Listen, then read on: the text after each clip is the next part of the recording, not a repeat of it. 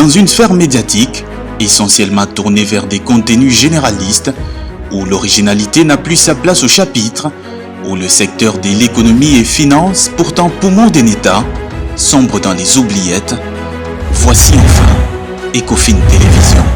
Économie et finance télévision, votre chaîne thématique essentiellement économique, vous offre un contenu original. Nous traitons des questions monétaires, commerciales, énergétiques, minières, pétrolières et environnementales. Notre créneau, vous proposer des informations, des analyses, des perspectives et prévisions économiques. Ecofin Télévision vous permet également de comprendre la coopération entre les États et les institutions, sans oublier l'épineuse question de la dette. Ecofin Télévision, tout savoir sur les investissements, les échanges commerciaux, la balance commerciale et la balance des paiements, le taux d'échange, l'état des lieux de la lutte contre les détournements des finances publiques, la coopération bilatérale ou multilatérale. Ecofin Télévision vous explique comment l'économie nationale est directement liée à l'économie mondiale. Notre particularité fait notre originalité. C'est pourquoi nous disons Ecofin Télévision, mieux que savoir sur l'économie et finance, comprendre.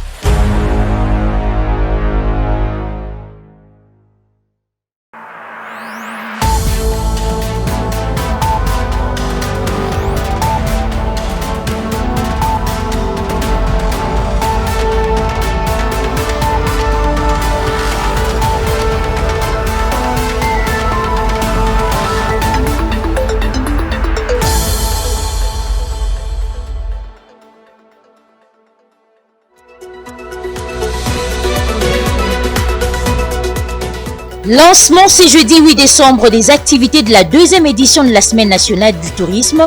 La cérémonie d'ouverture a vécu ce jour au Musée national de la République démocratique du Congo sous la houlette de la ministre nationale en charge de la culture, art et patrimoine. Les détails dans ce journal. La deuxième journée de la 52e session de l'Assemblée plénière du Forum parlementaire de la SADC qui se tient au Palais du Peuple a été entièrement consacrée à l'audition des rapports pays sur l'état d'avancement des résolutions de la dernière session tenue au Malawi en juin 2022, à suivre également dans cette session d'information. Bonsoir et bienvenue si vous nous rejoignez sur Ecofin Télévision. Je l'ai dit au sommaire de ce journal. Lancement ce jeudi 8 décembre des activités de la deuxième édition de la Semaine nationale de tourisme. La cérémonie d'ouverture a vécu ces jours au Musée national de la RDC à Kinshasa sous la houlette de la ministre nationale en charge de la culture, art et patrimoine, Catherine Katungu. L'objectif est de valoriser l'industrie touristique de la RDC et par conséquent la diversification de l'économie nationale. Patrick Lumbala nous en dit plus. Repenser le tourisme, c'est le thème principal de cette deuxième édition de la Semaine congolaise du tourisme. La ministre de la Culture, Art et Patrimoine, Catherine Katungu, qui a officiellement lancé cette deuxième édition ce jeudi 8 décembre au Musée national de la RDC à Kinshasa, a noté l'importance de consolider les acquis de la première édition qui s'était tenue dans la province du Lualaba. La réflexion autour de ces thèmes permettra au secteur du tourisme de la République démocratique du Congo d'écheminer vers l'atteinte des objectifs de développement durable qui préconisent l'équilibre entre les priorités économiques, sociales et environnementales de la société. Le succès des travaux de ces forums nécessite l'implication de chacun de nous tous ici. C'est pourquoi je vous souhaite des échanges fructueux pour consolider les jalons posés par la première édition de la Semaine congolaise du tourisme tenue à Kolwezi, au Lualaba, en 2021, afin que le tourisme soit véritablement un levier de développement durable pour notre pays. Placée sous le haut patronage du chef de l'État, cette initiative portée par le ministère du Tourisme est de faire de ces secteurs un véritable levier de la diversification de l'économie nationale et surtout faire rayonner l'industrie touristique de la République démocratique du Congo au travers notamment de ses sites situés dans les différentes provinces. En fait, vous savez, le secteur du tourisme, c'est un secteur aussi générateur de recettes.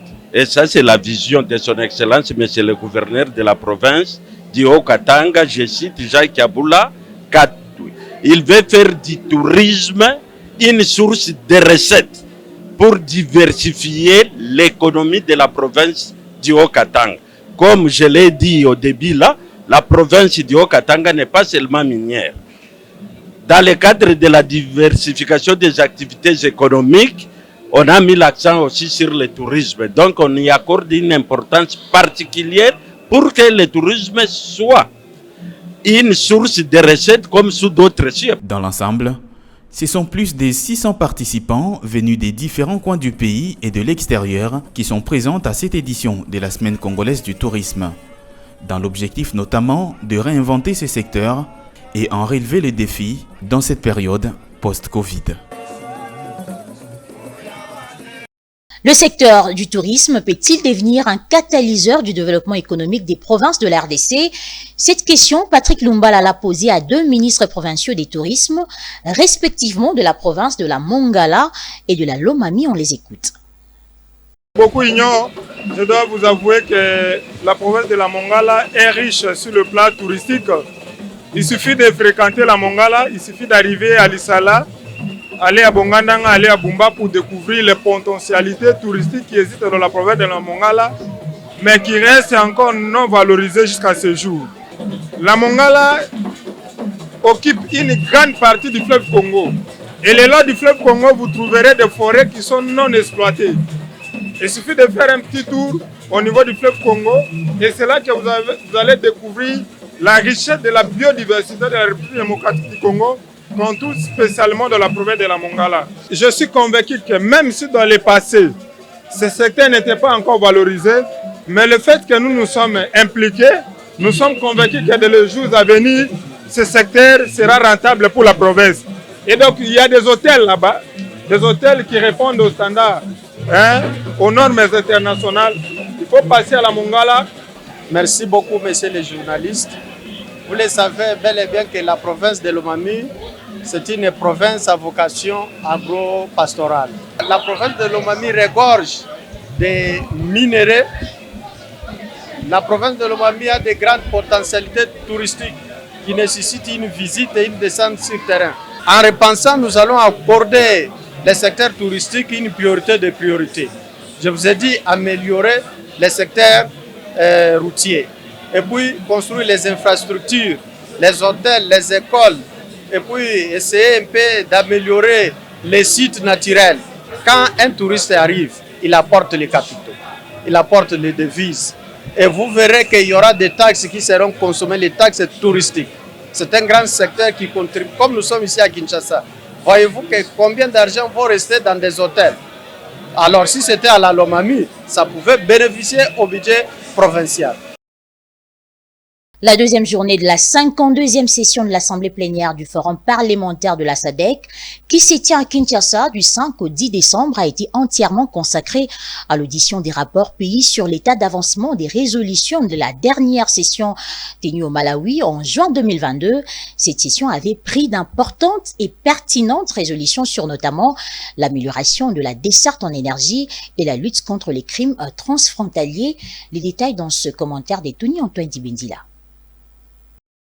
Au total, 14 rapports pays ont été auditionnés. De façon générale, il s'est dégagé une tendance pour tous les pays à prendre conscience de la desserte en énergie électrique comme facteur de développement. Depuis lors, beaucoup de gouvernements de la sous-région, sous l'impulsion des parlements, y ont consacré de nouveaux investissements de façon à accroître les ressources énergétiques. Sur le plan sécuritaire, des mesures importantes ont été arrêtées par tous les gouvernements pour une lutte commune afin d'endiguer les crimes transfrontaliers ainsi qu'une stratégie commune pour une meilleure inclusion genre et la jeunesse. Ceci afin d'assurer un développement harmonieux de la sous-région. S'agissant du développement des infrastructures énergétiques, la plénière a noté l'intérêt manifeste de beaucoup de pays d'améliorer la desserte en milieu rural, au moins de nouveaux investissements, avec un objectif à moyen terme de couvrir plus de la moitié des populations rurales sur l'ensemble de la sous-région. Et cela grâce essentiellement aux énergies renouvelables et propres, à savoir l'éolien,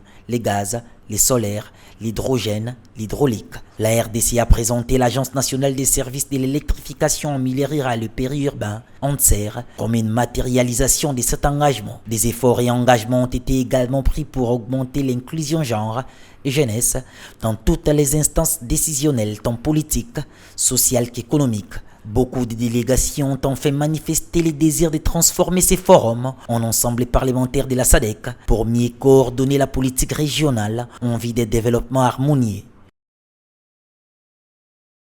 Autre chose à signaler dans ce journal, la guerre économique imposée à l'État congolais par le Rwanda et ses alliés, mais aussi la réclamation des émoluments non perçus jusque-là font partie des objets développés par les groupes des 31 députés nationaux invalidés par la Cour constitutionnelle dans une déclaration lue face à la presse ce jeudi 8 décembre suivant. Nous, députés nationaux proclamés définitivement élus par la Cour constitutionnelle, au moyen de ces arrêts non susceptibles de recours et dont l'exécution s'impose à tous, au pouvoir public ainsi qu'aux particuliers, suivant le prescrit de l'article 168 de la Constitution, mais dont les noms n'ont pas été repris dans l'arrêt RCE 1168 du 4 juillet 2019 portant proclamation des résultats définitifs des élections législatives nationales. Suivant de très près, par l'entremise de nos bases électorales respectives, la situation qui prévaut à l'est de notre pays relativement à la guerre nous imposée par le Rwanda via son maillon faible, le M23, avons suivi avec indignation les derniers propos de M. Paul Kagame, président rwandais, à l'endroit du premier citoyen d'entre nous.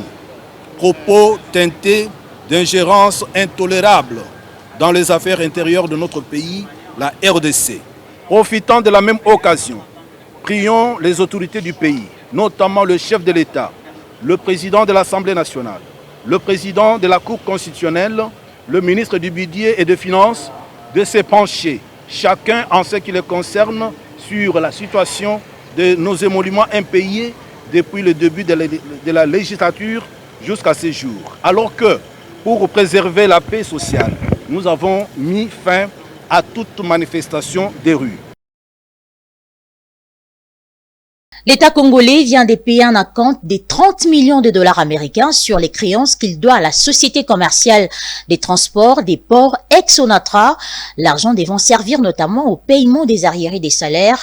Approché, le secrétaire général du syndicat national de réformateurs dit attendre le versement de cette somme dans les comptes de la SCTP avant tout argumentaire plus solide. Grâce Luyanga et Sile Chamala nous en parle. Que l'État congolais aurait payé 30 millions de dollars à la SCTP sur la créance qu'elle détient sur cette entreprise. Jusque-là, les gestionnaires de cette dernière ne nous ont pas encore livré cette information. Et d'après eux, le dossier est en cours de traitement. Donc, moi, jusque-là, je me réserve en tant que syndicaliste. Je ne peux me fier qu'à l'information qui me sera donnée par les gestionnaires, les mandataires de cette entreprise. Or, jusque-là, on nous dit que ce n'est pas encore un dossier conclu.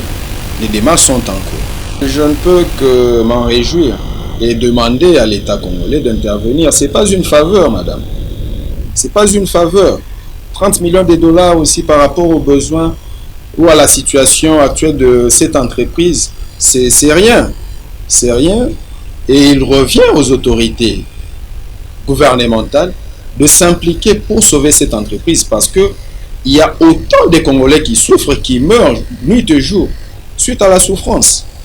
Alors, c'est une créance de la STTP sur l'État congolais.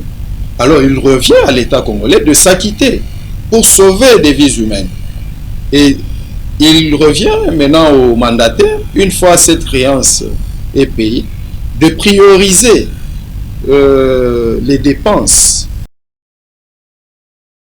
La foire sur l'entrepreneuriat poursuit ses expositions et autres activités à Kinshasa.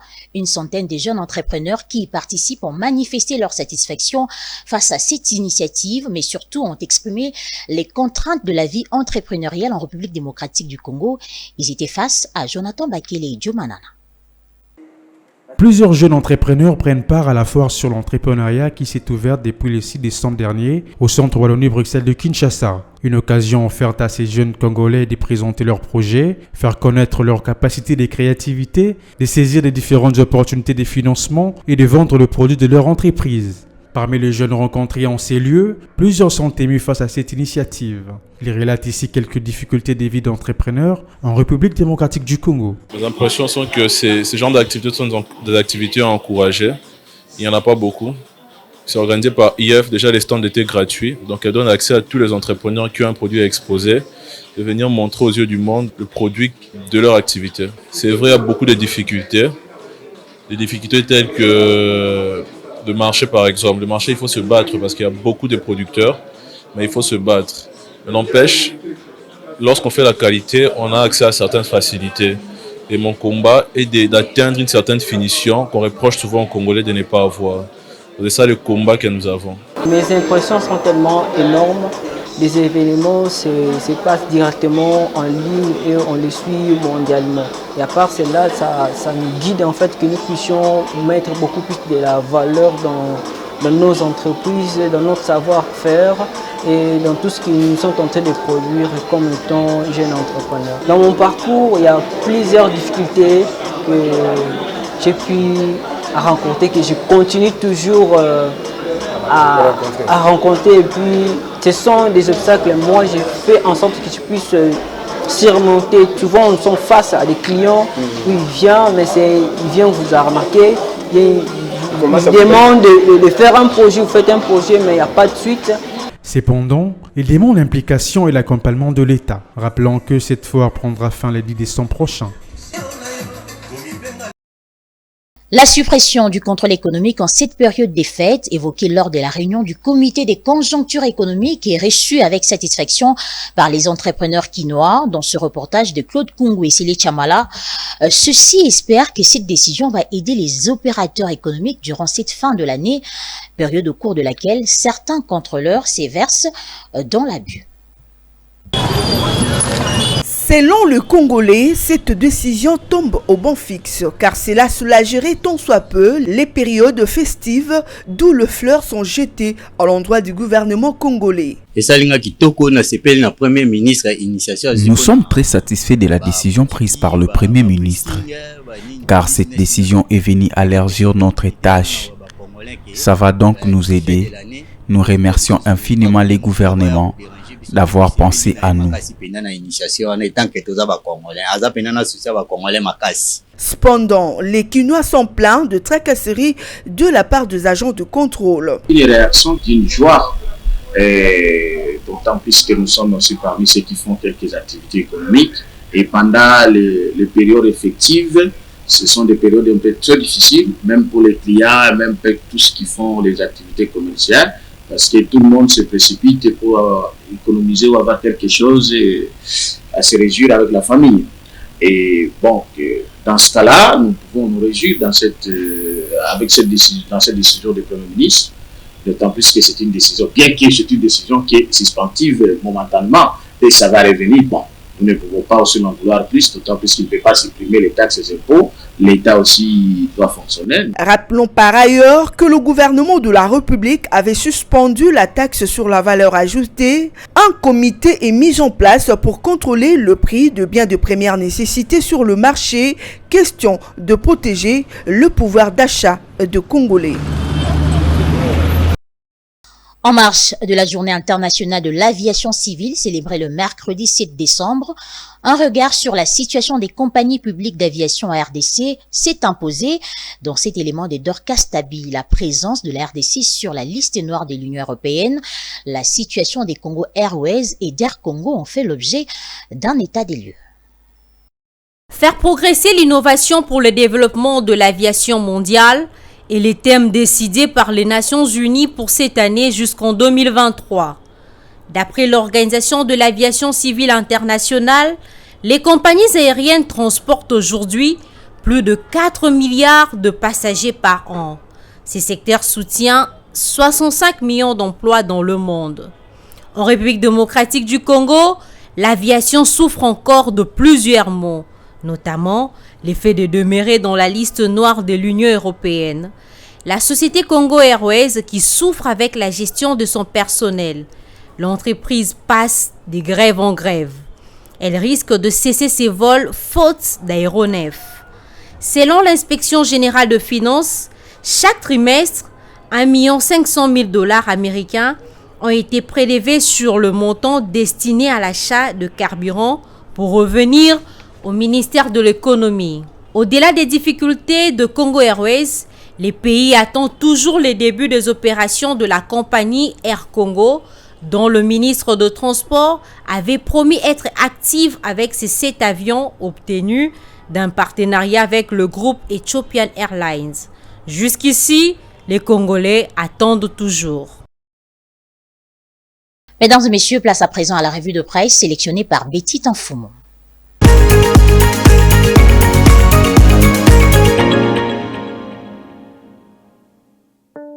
Bienvenue dans cette revue de presse essentiellement économique sur Ecofin Télévision à la vitrine. L'agence congolaise de presse qui titre à sa une économique Industrie, 2 investissements allemands appelés à venir créer une zone économique spéciale d'automobile en République démocratique du Congo. En effet, notent les confrères, les investisseurs allemands présents au 4e sommet commercial germano-africain de Johannesburg ont été appelés mercredi à venir créer une zone économique spéciale en République démocratique du Congo, précise le confrère, pour y développer notamment l'industrie automobile, note les confrères, a déclaré le ministre congolais de l'Industrie, Julien Paluku, lors de son intervention à ce sommet. Le confrère précise, parlant du plan directeur industrialisation de la République démocratique du Congo, Julien Paluku a annoncé que celui-ci s'est chiffré à 54,4 $ américains dont les différents panels et BDP. À Julien Paluku de poursuivre devant le vice-chancelier allemand et le ministre de l'économie et commerce et du climat ainsi que le staff dirigeant de la Chambre du commerce et de l'industrie allemande. Julien Paluku a expliqué aux investisseurs allemands de différentes opportunités qu'offre la République démocratique du Congo dans différents domaines, dont celui de l'industrie de batteries électriques à vocation panafricaine et des développements ZS, conclut l'agence congolaise de presse. Félix Tshisekedi, une nouvelle recrue FARDC à Kitona, soyez rassurés que vos problèmes et ceux de vos familles sont désormais mes priorités. Un titre à lire dans le média en ligne 7sur7.cd.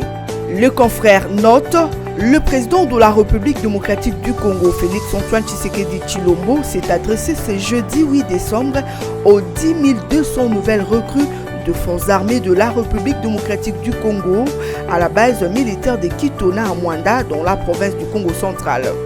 D'après le confrère, c'était sur un ton ferme que le chef de l'État a rassuré ces nouvelles recrues et anciens militaires de forces régulières de la République démocratique du Congo que leurs problèmes et ceux de leurs familles sont désormais siens et font partie de ses priorités.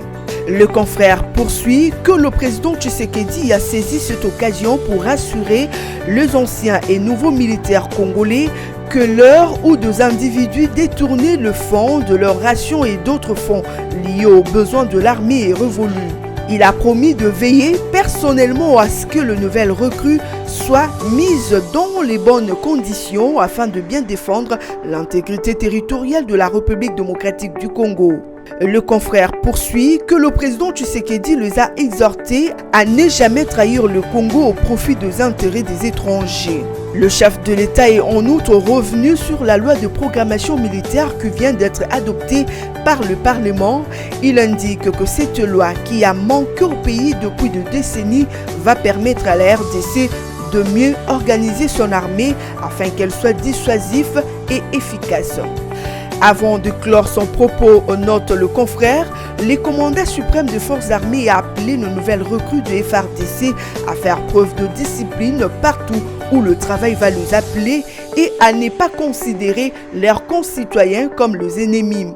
À le sécuriser plutôt et à sécuriser les frontières nationales dans le strict respect de la devise de l'armée. Soulignons qu'au total, note le confrère, 10 200 personnes ont été recrutées à ce stade pour intégrer l'armée congolaise. Ces recrutements fait suite à l'appel à la mobilisation générale lancé par le chef de l'État dans son récent discours à la nation, conclut 7sur7.cd. Parlons également de fête de fin d'année dans cette revue de presse. Fête de fin d'année, Samalou Kondé promet des colis pour tous les agents et fonctionnaires de l'État. Un titre à retrouver chez le quotidien Forum 2As. Rendant compte de la réunion présidée par le Premier ministre à la presse, le ministre d'État en charge du plan a donné des assurances quant à la disponibilisation de colis pour les agents et fonctionnaires de l'État pour le fête de fin d'année, note le confrère. Il poursuit pour mieux passer ces fêtes sur le plan de transport.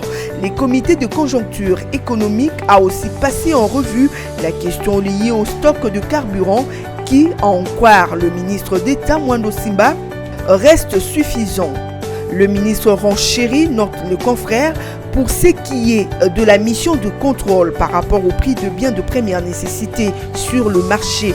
Conformément aux instructions du Premier ministre, le journal précise que le comité de conjoncture économique rassure que cette mission a déjà été faite et c'est ce qui a permis de stabiliser le prix aujourd'hui, conclut le journal. C'en est fini pour la revue de presse essentiellement économique sur Ecofin Télévision. Merci de votre attention soutenue.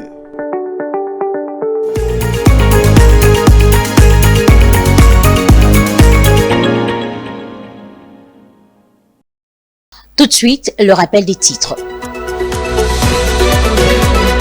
Lancement ce jeudi 8 décembre des activités de la deuxième édition de la Semaine nationale des tourismes. La cérémonie d'ouverture a vécu ses jours au Musée national de la RDC sous la houlette de la ministre nationale en charge de la culture, art et patrimoine.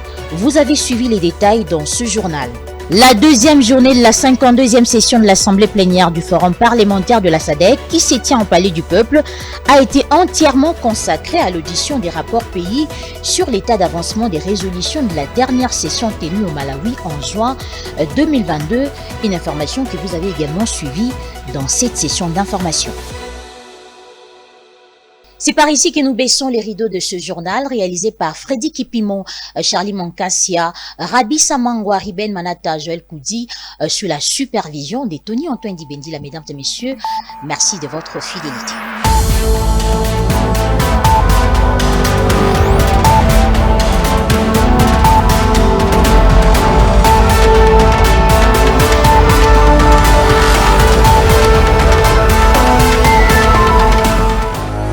Dans une sphère médiatique, essentiellement tournée vers des contenus généralistes, où l'originalité n'a plus sa place au chapitre, où le secteur de l'économie et finance, pourtant poumon d'un État, sombre dans les oubliettes, voici enfin Ecofin Télévision. Économie et finance télévision, votre chaîne thématique essentiellement économique, vous offre un contenu original. Nous traitons des questions monétaires, commerciales, énergétiques, minières, pétrolières et environnementales. Notre créneau, vous proposer des informations, des analyses, des perspectives et prévisions économiques. Ecofin Télévision vous permet également de comprendre la coopération entre les États et les institutions, sans oublier l'épineuse question de la dette. Ecofin Télévision, tout savoir sur les investissements, les échanges commerciaux, la balance commerciale et la balance des paiements, le taux d'échange, l'état des lieux de la lutte contre les détournements des finances publiques, la coopération bilatérale ou multilatérale. Ecofin Télévision vous explique comment l'économie nationale est directement liée à l'économie mondiale. Notre particularité fait notre originalité. C'est pourquoi nous disons Ecofin Télévision, mieux que savoir sur l'économie et finances, comprendre.